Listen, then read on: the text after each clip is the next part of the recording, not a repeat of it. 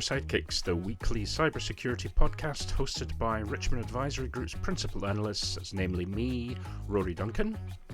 And me, Christina Richmond. This podcast is your go-to partner for understanding the cybersecurity market, industry trends, and the real-world challenges of protecting organizations today. Hello, Rory. How are you? Hello, Christina. I'm good, thank you very much. And it's great to hear your voice again after your long trip and activities for this week. And as we were just discussing earlier, hopefully you're feeling not too knackered and can get refreshed over the next few days. Well, thanks. Yeah, I love New York City. I was there for 3 nights and right in the thick of it. And, I discovered that Broadway is a very different Broadway than when I lived in New York City. Mm-hmm. It is now kind of a mix of single lane cars, a lot of bike traffic and bike lanes, and then kind of a walking garden restaurant mall. It's Really? fascinating, so different. And a friend I had dinner with said he hates it. I actually loved it. I think it's really interesting what they've done. Well, that's interesting because the last time I was on Broadway, that was, when my singing voice was in full flow and I had my tap dancing shoes on.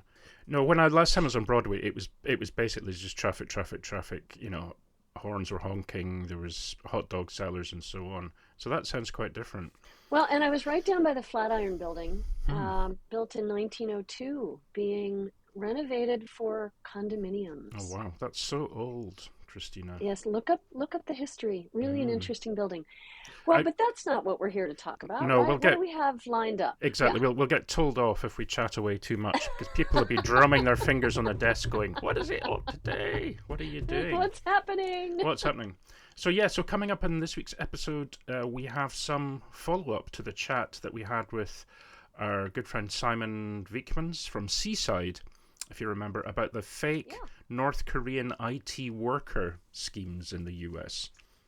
Really? So did you chat with Simon? Where'd you get this follow-up? Well, this was from, remember we talked with him at RSA. We talked to him at RSA. I also talked with him at one of the cloud and cyber shows in London. Remember, he appeared in Wired magazine. He was interviewed. So it's kind of some follow-up from that as to what's happening in the US as a result of some of these investigations. Oh, all right. Well, we'll talk about that. And then we have an update on the continuing fallout from the Salt typhoon attacks and how the US government is getting involved. So I think that's going to be interesting. Yes, indeed. And then, as you know, Christina, on the show, we like to tackle the very important questions relating to cybersecurity. Indeed. And today we'll be answering quite a critical one. The question is, can my smart toaster join a botnet and attack me? Indeed. Dun, dun, dun. We will find out later. later. Yes, please stay tuned. And then what else, Christina? And coming up on the show, we have a wonderful guest. His name is Erik Bloch. He is the VP of Security at Illumio. And we'll be chatting with him about ransomware, breach containment, SOC operations, and many more things, I imagine. We'll see. When we ask him our really difficult question, what keeps him up at night, we'll see where he goes. Yes, exactly. It could go anywhere, folks. So stay tuned for that. And then what else have we got? Just a few general updates. Please sign up for our free monthly newsletter at Signal, not Noise. It's a monthly newsletter. You can sign up at our website if you visit richmondadvisorygroup.com and follow the links there. And what do you get, Christina, when you subscribe? Well, you're going to get a 4-page extract from our recent AI security survey, but also you'll get our newsletter, right? And you'll keep in the know with what we're talking about. And I will say also that if you sign up for the newsletter, you'll then have links to our blogs. And we are going to be writing a lot more about our AI security survey. It was a syndicated survey for our subscription clients. And now that they're off and running with the data and using that data, we will be doing some kind of higher level framing of the market around using AI in the cybersecurity environment. And so check back for blogs Mhm. on that. Yes, nice. We're looking forward to doing some more writing on that. So let's do some news, Christina. I think we mentioned You bet. beginning of the show we mentioned a few things we're going to talk about, and the first story was it's kind of ongoing, and this is based on some of the activities that have happened by the relevant authorities following the investigations into these North Korean fake IT worker scams that were going on. Now, our friend of the show, Simon Wiekmans from Seaside, it's always great to talk with, and we'll be having him on the show at some point soon. He was interviewed in Wired magazine and given his experiences looking to recruit people and kind of stumbling across these workers that seemed to be genuine, but actually, when you started to interview them and ask them about what they did, clearly were part of some kind of scam. So the story now is that an Arizona woman has been sentenced to prison for her role in this one of the North Korean fake IT worker schemes that hit more than 300 companies and generated over $17 million in illicit revenue. In other words, these people that were recruited, these IT workers, were not in the US. They certainly were not authorized to be working in the US, and somebody was running the scheme for them. Effectively, this lady was running a laptop farm to help the North Koreans hide their location. Now, this is something that Simon went through with us on how it worked and also how he stumbled across it, and hence why he was interviewed in Wired magazine. So according to court documents, this happened between October 2020 and October 2023. This lady helped these North Korean IT workers obtain employment at US companies. So they used stolen identities from US citizens, and she received and hosted laptops from the targeted companies at her home. And apparently when they literally kicked the door in and obtained access to the premises, there were laptops everywhere, and there was sticky notes and passwords and names and notes and things, such that she could represent these guys at any point whenever they were online. But who was doing the work? Was she doing all the work of all these people? I mean, was there actual work happening? I mean, how do these companies not see that it's a fake person? Yeah, there was work happening. So many of these workers were working. They were doing tasks. But when it came to things like, dialing into the network, when it came to things like online conversations and so on, or, hey, can you confirm these benefits are correct and where does the salary get paid into, etc., she would do all that for them. So she would do things like, go to the mailboxes or a PO box or whatever and send documents and sign things on their behalf from HR and so on. So, it was quite an unexpected setup that she had. And the fact that she managed to do this was really quite incredible. The companies that were defrauded were, and they're not saying exactly who it was, but they say an aerospace manufacturer, a car maker, a major television network, a technology firm, a media and entertainment company, and a luxury retail store. Wow. So we're not talking about, small mom and pop stores here. We're talking about some very large organizations. Well, it was quite the successful operation, both in terms of her getting away with it on behalf of the North Korean folks, but also successful in the takedown, it sounds like. And I'm sure there's a lot more digital forensic work happening as we speak to get more detail on the who, what, when, and where, and how this occurred. But do you think that Simon's company, Seaside, was somewhat responsible for uncovering this and helping? Yeah. And definitely. That to me is so fascinating, right? So good on him. Yeah, good on him. Good job. It does seem as though it's the tip of the iceberg, though, because the article then does talk about the fact that North Korea is believed to have about 3,000 skilled IT workers working abroad, inverted commas, with another 1,000 operating from within the country. And they're estimated to generate between $250 million and $600 million in illicit revenue annually. In other words, this stuff is getting fed into bank accounts that are fake in the US, and then that money is being siphoned back to North Korea. So there we go. Well, so then we're funding the attacks in a Yeah, way. We're helping to exactly. fund our own attacks. I know. North Korea's attacks against the U.S. We're It helping to fund those. Lovely. it seems fantastical, but clearly it's happening, and that's Yeah. a new way, using fake credentials, using ChatGPT to foil or to fool interviewers when you're interviewing them online, etc. So there's various things that they're doing. So let's talk about the next story, Christina. Yeah. So Salt Typhoon. AT&T and Verizon refused to hand over security assessments to Senator Cantwell.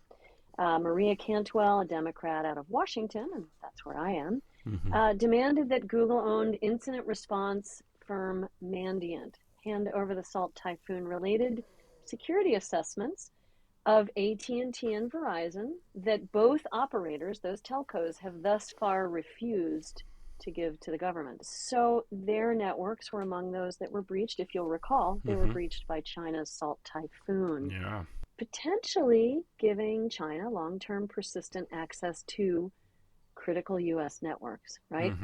So in December of 2024, both the telcos claimed that their networks were secure, but only weeks before the companies had made those announcements, the government had warned the breach was so significant that it made it impossible for agencies to predict a time frame on when we will have a full eviction. Wow. So that was in a letter to the Mandiant Executive VP, Sandra Joyce, on July 23rd, so just this last week. It brings up a lot of things for me.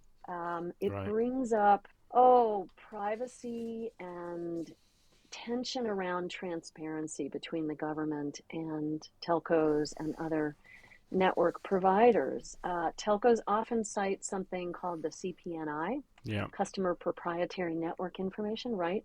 And federal laws, and say these are limiting factors. We can't share this information. And hey, I'm in favor of privacy. However, critics argue, right, that there's liability avoidance over national interest, and especially when there's critical infrastructure involved, emergency services, which AT&T is very involved in, telecom and satellites, right? There's a concern at the government level about lack of security in the telcos. We can neither confirm nor deny because we don't really know how secure they are. I know from my history with both those companies as clients that they look secure. They have terrific NOCs and SOCs, and they're doing the work that so many service providers are doing, and they do them quite well. But that doesn't mean that all of the switches and routers are secure, right? I can't speak to that. The other thing it highlights for me is the SEC ruling of 2023, and we have an article on our articles and blogs page on the website talking about this new SEC rule, and we did a study. Actually, it was sponsored by AT&T. It's a public study that AT&T put out. Now it's branded Level Blue, and it is about how CISOs are facing personal accountability, much more so now after the 2023 SEC disclosure rule. And public companies, I think, are under a lot more scrutiny after SolarWinds, right? And the CISO indictment. And then finally, this letter from Senator Cantwell is not just about this breach. It signals more governmental impatience with voluntary cooperation in the face of nation-state threats. And so it's an interesting one. It's bringing to a head something. I mean, if I were to fall on my sword here, I hope that Mandiant... I actually hope Mandiant, and it's gonna piss some people off, I'm sure, because I hope Mandiant does comply. I hope they do give insight into AT&T and Verizon, because AT&T and Verizon are critical infrastructure. And it begs the question, are they privately owned? Yes, they are. Are they government? Well, they're also part of the government. So, what do we do as a democracy around that? I believe in privacy. And at the same time, this is a national security issue. I agree. An interesting one. It's a very interesting one. And this is something that all telcos globally are in a very difficult situation. Who'd want to be one, right? The Yeah. pressures on them are incredible, and the vulnerabilities they face. They're being the kind of Yeah. first line for everything that gets thrown from the bad actors. So who would want to be in that position? But at the same time, that makes what they do so critical, and therefore, given the pace of change in terms of the cybersecurity landscape and the scale and the immediacy of attacks and what they can do to our infrastructure, some of the ways of working with companies in the past, which would take weeks or months or years, that has to be short-circuited. We have to get there quicker. So when governments get involved, they have to be able to move faster than perhaps previously. Now, that's not necessarily the telco's fault or their entire responsibility, but in many ways, they're going to have to just say, okay, we're going to have to be more open about this and transparent to government action in many ways. So Yeah, I guess so. Yeah, the demand is by August 6th that Mandiant provide these documents. So we'll see what they do. Stay tuned for that. I have a slightly more light-hearted story to finish off. This is okay. So this is funny. Well, it's also funny, but it's also very serious, right? So, given the implications, this is a report that NordVPN researchers did a couple of weeks ago, which was looking into some of the more bizarre questions about cybersecurity that people ask ChatGPT to answer. Now, I know we ask, people ask ChatGPT for all sorts of things, advice, some for general knowledge questions, etc., etc., but it's certainly being used more and more. So these researchers asked what people were, what are you asking about ChatGPT for? They did find that this year that most users are most concerned about three key areas of cybersecurity. So 1, protecting their personal information. 2, securing their online accounts, and 3, maintaining private communications. So that was reflected in there, which is fine, right? And that's good. However, there were a few more strange questions, which were, can hackers steal my thoughts through my smartphone? Well, I don't know. I don't know. Okay. Yeah, maybe. Whoa. Does it get better than that? Well, this was a good one, and yeah, maybe this one I thought, yeah, that sounds reasonable. If I delete a virus by pressing the delete key in my keyboard, is my computer safe? Now, that may sound a bit odd, but why not? If the delete key had that functionality, wouldn't it be great? Oh, here's a virus. Delete, gone. Hooray! Right, hooray! The fourth one was, if I whisper my password while typing, can hackers still hear it?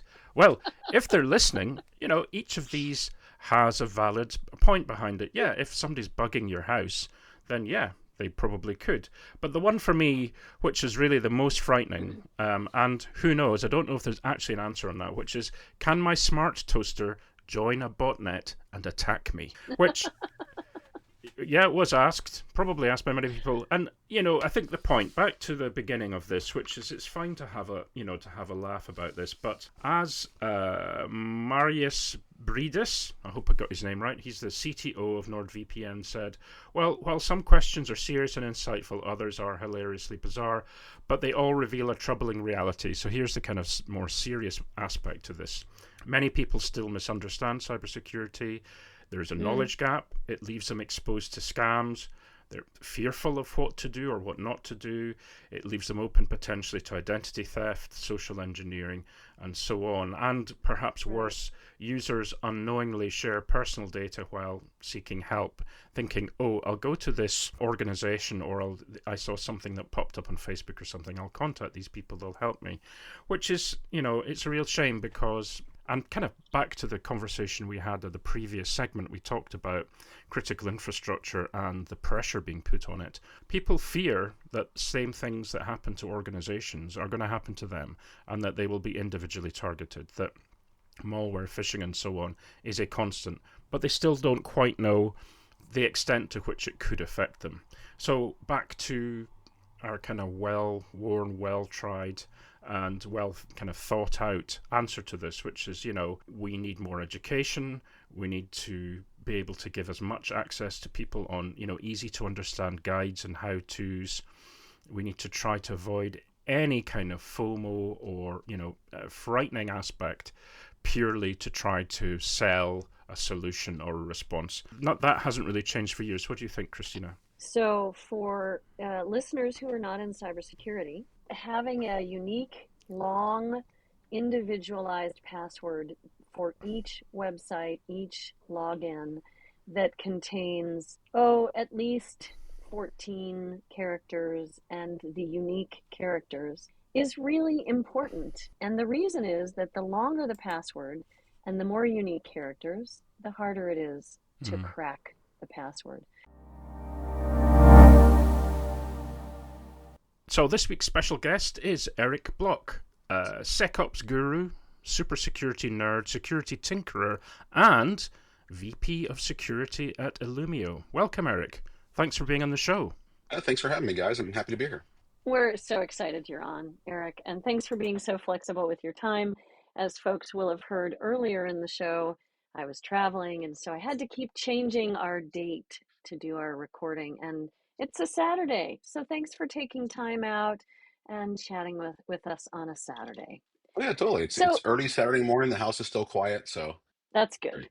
That's good that the house is still quiet. And you said you just got your kids back from grandma's, so when they wake up after all the exhausting fun they had this last week, the house will be noisy. But right now, we've got you to ourselves. So, first question, and it's Mhm. never a hard question, but I watch your LinkedIn posts and I know that there's a lot that you're thinking about and debating on LinkedIn. And so I thought we could talk about some of that. What keeps you up at night? What drives you crazy in security? Tell us what's bugging you. Well, other than my Do we kids have keeping me five up at night, hours? Do yeah, we right. have 5 hours? Yeah. I can rant for days. You want to get me started? Um, All right, pick two. yeah, Pick two. Let's put some guardrails on. yeah, totally. Yeah, so other than my kids keeping me up at night because it's summer right now, a lot of the things that I've been contemplating and talking about, or some people say ranting about lately, is more of how today we're kind of losing touch with a lot of the fundamentals in security, is kind of the basic Yep. blocking and tackling. Securities, at the core level is kind of made up of kind of three pillars is how I kind of think of it. There's kind of the GRC and compliance pillar, making sure that you're enabling the business and whatnot. There's the kind of product and application security side to make sure you're shipping secure code and the products that you're making are safe and secure. And there's the operational side of things, the kind of security operations pillar, where you're kind of handling the day-to-day noise and putting out fires and doing the things that kind of come on a day-by-day basis. And as I continue to kind of look online and see where, because I help VCs and I advise startups on some of the things they're doing. It seems like we're kind of back in the kind of the rat race where we were like 10 years ago and 10 years before that, where we're chasing a lot of shiny objects. And Mm, I see the messaging we're using today for a lot of these shiny objects, and it's basically a regurgitation of the last shiny object we had and the shiny object before that. And at the same time, if you actually look at the measures or metrics from any aspect, for the amount of money we're spending on security, from a high level, the amount that the security is costing us in terms of breaches, the money we're spending on people and the level of burnout we have, none of these needles are moving unless they're moving in the wrong direction. I mean, we're spending more on security. The cost of these things are rising. The people themselves, like we're seeing, more and more people get burned out. We have people, looking for jobs for years now because the way the market's going. I kind of just see us in this rinse and repeat pattern. that's the benefit of being a gray beard. I'm sorry to say, right? Gray Yeah. hair. I have gray hair. It's being a gray beard and seeing history repeating itself. And it is really daunting to me as well. That you had some rant on LinkedIn about, security operations centers. And I don't remember what it was now. And it was like, yeah, right on. Totally agree with you. And I also agree that the FUD is the same that's been used forever. That whole message of security as a business enabler sort of came and went. I don't know that we're in a different place with the shiny object. I don't think I saw it diminish. Did you see it diminish? Were we doing some good work 10 years ago and then it came back around? I don't know, right? This seems to go in cycles. As I've been in this again for 30 something years here, when I draw the analogy to kind of security operations and security operations centers, Like we're seeing a lot of, for that space in particular, we're seeing a lot of hype around kind of the AI SOC, the autonomous SOC, AI agents, and whatnot. Right. All the promises they're delivering today, it's the same exact messaging that SOAR had 10 years ago. Oh, Right. you deploy this tool, it'll solve all your problems. And then SOAR regurgitated their messaging from UBA and UEBA when we first started using machine learning and AI. Another a couple years before that. And that messaging was just regurgitated from when we first invented SIMs 20 years ago. It just seems to be rinse and repeat. We keep buying into the same messaging and we keep having the kind of the same results at the end of the day. All right. So I agree with you that we buy into the new shiny object and we pay more money. And I mean, IDC is projecting that the market will be $377 billion products and services by 2028. Gartner says 294. They're different. They count different Yeah. marbles. But it's huge. And you're right. There's a lot of money spent. However you count it, in a lot of areas, money is spent. And I agree with you. The SIM to EDR, MDR, SOAR, security platforms now, the SOC robots, as I like to nickname them, it is all the same messaging.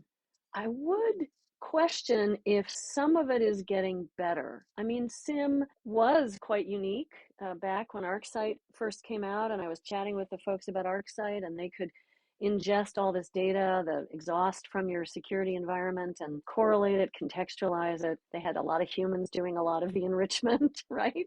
Yep. But you Yep. had all this data in one place and you were able to get at it. Now it became overwhelming. It became exhausting for the analysts, and that became a whole market by itself, right? The hiring the people to run the analysis of all of that data. But then I think machine learning did really help to at least do some of the analysis and at least start graph mapping some of it. And now I'm seeing things come out where 2 weeks of a security analyst's work in like level 1, level 2, looking at an incident and doing all of the initial triage and investigation before it gets to the true investigator is being done in a minute, 2 minutes by some of these agentic capabilities. And I'm worried about agents. I'm totally scared by agents. And we can talk about that too. But what do you think? Is there some incremental change? Or is it just that it's upsetting that we're not doing the basics? We still go after the shiny object, but we don't do the basics. What do you think's happening, Erik? I mean, we're doing both. I mean, obviously, that there are a bunch of people running towards tools, like again, like Yeah, the AI agents that, hey, well, we'll triage the thing that took your analyst, an hour. We'll do it in, a minute or 2 minutes or whatnot. Which on its face value, on the surface level, that sounds great, right? At the same time, like, what is your SOC team actually doing at that point? Like, do you have metrics to actually measure their effectiveness? How many events are they handling per day? How much events are they handling per month? What's your capacity to handle events? What are the outputs and dispositions of the work they're doing? How many of the things that they're looking at are actually garbage? Are we having them work on the right things? People that, we don't have really effective metrics around that. I mean, every place I've been, from Salesforce to Atlassian to Cisco, because there's no, unlike set the sales process, right? They measure everything. They want to know the pipeline all the way through the forecast and what they have out the other end when they sign the contract. They know it dead from end to end. Marketing knows this, HR knows this, finance knows this. Security is not. If you ask a CISO, hey, what is your security operations center doing? How effective are they? I can guarantee you they're going to turn around and they're going to ask their, director, senior director, whoever it is running that function, that same question.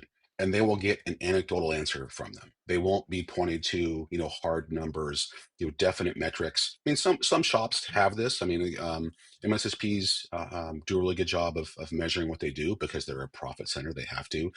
Some that's right. large regulated industries are good at this. Like you ask JPMC and they'll tell you down to the second what they're doing.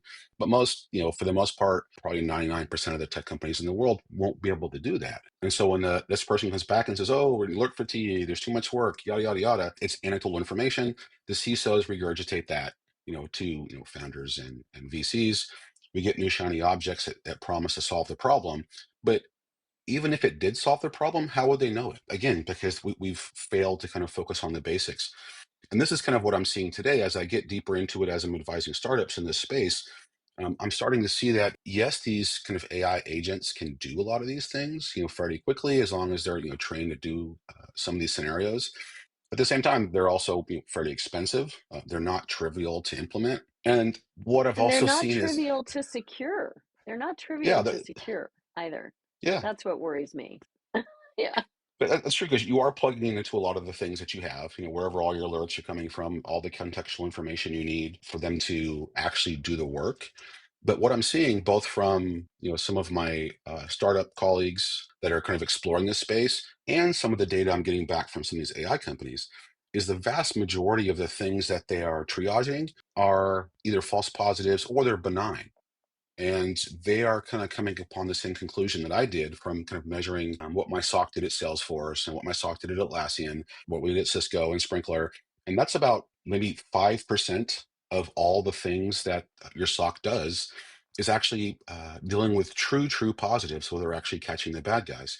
The other 90% of it is just busy crap work that they shouldn't be doing. And if that's the case, and we are sending these AI agents after all of this work, where 95% of it's garbage, shouldn't we focus on kind of where this garbage is coming from and eliminating that at the source rather than, spending a lot of money on these AI agents to get rid of the kind of the garbage for us? Well, how do we know the garbage in? That's the problem, right? And I think the first Sims created a lot of that garbage in, because suddenly we had a handle on every single piece of telemetry ever known to an IT department or a network or an individual security analyst.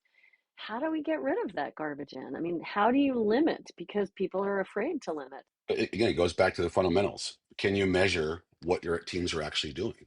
It's Hmm. like some of the metrics that I've put in place is measuring the capacity of your team. How many things can they look at per day based on the size of your team, based on your current SLAs, and then making sure they follow a process. Make sure they're documenting what they're doing. That when they come to a disposition on an alert, that they correctly document the disposition. So you can actually start measuring the outcomes that your team is providing. And if you can measure the outcomes they're providing, you'll have pretty good numbers, at least on the things they're looking at. Because I mean, they're only going to be able to look at a small fraction of all the alerts that come in. But what I've found is those numbers, even just taking the sample of the things you're looking at, they're fairly accurate. And this is where I've seen 5% maybe of all the things they look at are actually, the bad guys. The rest of it is either duplicate alerts, they're true positive, but they're benign alerts, which is a huge issue today. Because I've seen some data science, some numbers being crunched by people I know that are saying, most of these anomalous rare events are benign, like 99% of them are benign. So a lot of the things we're doing today to try to find these things, they're producing more garbage. And then the AI bots are going out there and verifying this is garbage. Like, in that place, what are we paying for? If the Right, tools that we're paying for downstream, making the alert, are generating 90+% benign alerts, they're true positives, but they're not malicious, or they're producing duplicate alerts, or God forbid right. it's a true false positive with a logic failed.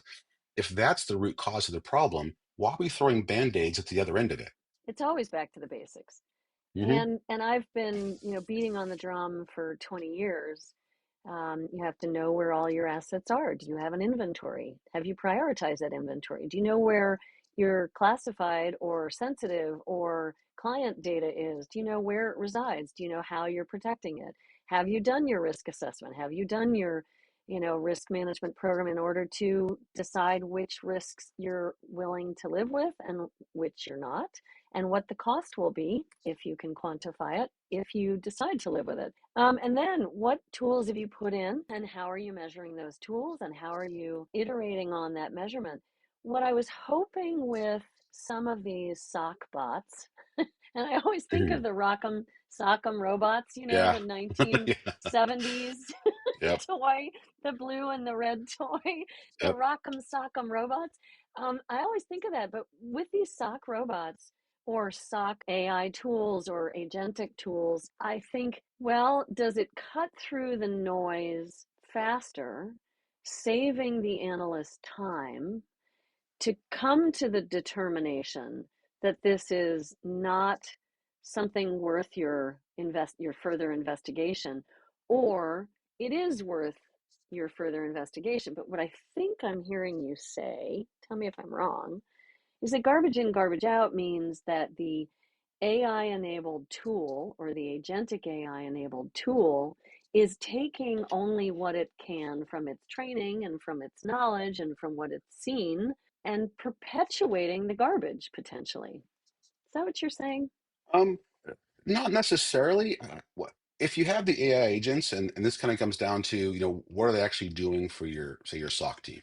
Are they helping them, go through the alerts faster? Are they taking care of the work for them so they never see it? I mean, I think that's kind of the rare case. In most of the cases, you're using AI to enable the analyst to move quicker, Right. which on the surface, again, sounds great, right? But say you're an analyst in the SOC and you deal with, again, 95% of the work you deal with every day is just junk.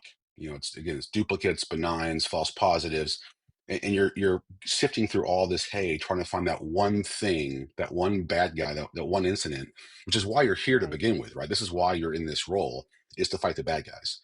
And if I were to come and say, hey, hey, Joe Blow, I know you're working, 10 tickets per day. I know 9 of them are garbage. And I'm going to enable you, or I'm going to empower you, right, to do 10x more tickets per day. Again, on the surface, that sounds great. But if you're the analyst and you went from, 9 tickets a day that were garbage to find that one bad guy, and now you're looking at 90 tickets per day, that's just garbage too, right? Is that going to make you any Mm. happier? Is that going to give you any more job satisfaction? Is that going to make you want to hang around? Like, no.